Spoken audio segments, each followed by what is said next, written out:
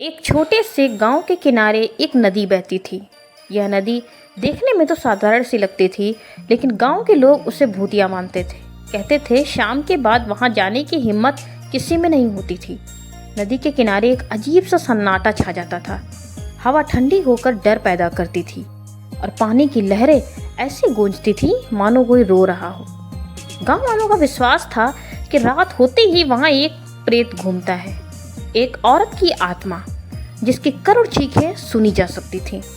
बच्चों से लेकर बूढ़ों तक सब डरते थे, लेकिन गांव का एक लड़का था राघव। राघव पढ़ाई में तेज, खेलों में चतुर और स्वभाव से निडर था। उसे भूत प्रेत की कहानियों पर जरा भी विश्वास नहीं था। दोस्तों के बीच वो अक्सर कहता, ये सब मन की बातें हैं, असल में भूत प्रेत जैसी कोई चीज होती ही नहीं है। एक दिन उसके दोस्तों ने उससे शर्त लगाई।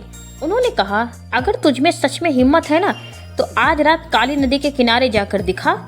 राघव ने हंसते हुए चुनौती स्वीकार कर ली। रात ढल चुकी थी। गांव के लोग अपने अपने घरों में सोने की तैयारी कर रहे थे, मगर राघव ने अपने हाथ में एक मजबूत लकड़ी की मशाल ली और चुपचाप घर से बाहर निकल पड़ा। उसका दिल तेज धड़क रहा था, लेकिन चेहरे पर आत्मविश्वास की झलक थी। जैसे जैसे वो नदी के पास पहुंचा, अजीब सी ठंडी हवा बहने लगी। पेड़ों की शाखाएं एक दूसरे से टकराकर डरावनी आवाजें कर रही थी। कभी झाड़ियों से सरसराहट होती तो कभी उल्लू की आवाजें सन्नाटे को तोड़ देती। राघव ने गहरी सांस ली और आगे बढ़ा।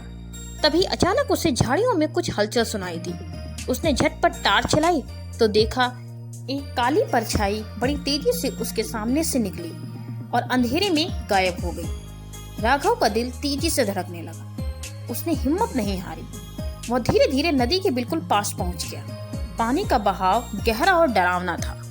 तभी अचानक एक दिल दहलाने वाली चीख गूंजी, ऐसी चीख जो किसी की पीड़ा और दर्द से भरी हुई थी। राघव कांप गया, पर वो वहीं खड़ा रहा। अचानक उसके सामने एक बूढ़ा साधु प्रकट हुआ।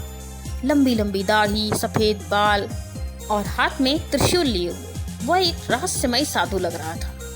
साधु ने गंभीर स्वर में कहा, पुत्र, यहाँ से लौट जाओ। यह स्थान अशुभ है। जो भी यहाँ ज्यादा देर रुकता है उसे अनहोनी का सामना करना पड़ता है। लेकिन राघव ने दृढ़ स्वर में कहा, बाबा, मैं सच्चाई को जानता हूँ। लोग कहते हैं यहाँ प्रेत घूमता है। मैं तब तक नहीं जाऊंगा जब तक ये रहस्य स्पष्ट न हो जाए। साधु ने गहरी सांस ली और बोला, ठीक है, अगर तुम जानना चाहते हो तो सुनो। कई वर्ष पहले इस गांव में एक निर्दोष महिला को झूठे इल्जाम में फंसा दिया गया था। लोग मान बैठे थे कि वह जादू टोना करती है। बिना सोचे समझे भीड़ ने उसे पकड़कर इसी नदी में डुबोकर मार डाला। उसकी आत्मा आज भी न्याय के लिए भटक रही है। उसकी करुण चीखें तुमने अभी सुनी होंगी। राघव की आंखें भर आईं। उसने कहा, अगर वह निर्दोष थी तो उसकी आत्मा को शांति दिलानी चाहिए बाबा। अब मैं क्या कर सकता हूँ? साधु मुस्कुराया और बोला, तेरी नियत साफ है, तू मेरी मदद कर सकता है। क्या तू मेरी मदद करेगा? राघव ने हाँ में सिर हिलाया। साधु ने बताया कि पूजा और प्रार्थना से ही उसकी आत्मा को मुक्ति मिलेगी। फिर साधु ने नदी किनारे एक दीपक जलाया, कुछ मंत्र पढ़े और राघव को भी प्रार्थना में शामिल होने के लिए कहा। राघव ने पूरे मन से आंखें बंद करके प्रार्थना की, हे ईश्वर, इस पीड़ित आत्मा को शांति दो। अचानक वातावरण बदलने लगा। तेज हवाएं चलने लगी, नदी की लहरें ऊंची होने लगी और फिर सफेद धुंध में से एक औरत की परछाई उभरी।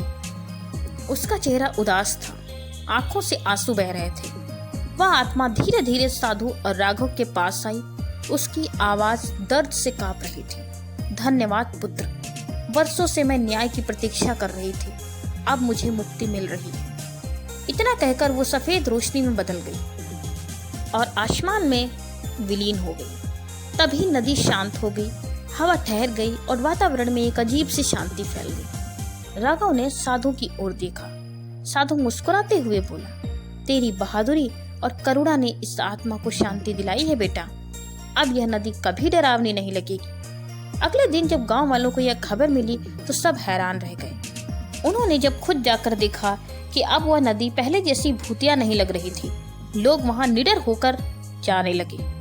बच्चों ने वहां खेलना शुरू कर दिया। किसानों ने उस नदी के किनारे फिर से खेती करना शुरू कर दिया। गांव के बुजुर्ग बोले, यह सब राघव की बहादुरी का परिणाम है। अगर उसने हिम्मत न दिखाई होती तो शायद ये नदी हमेशा ही डर का प्रतीक बनी रहती। राघव गांव का हीरो बन गया।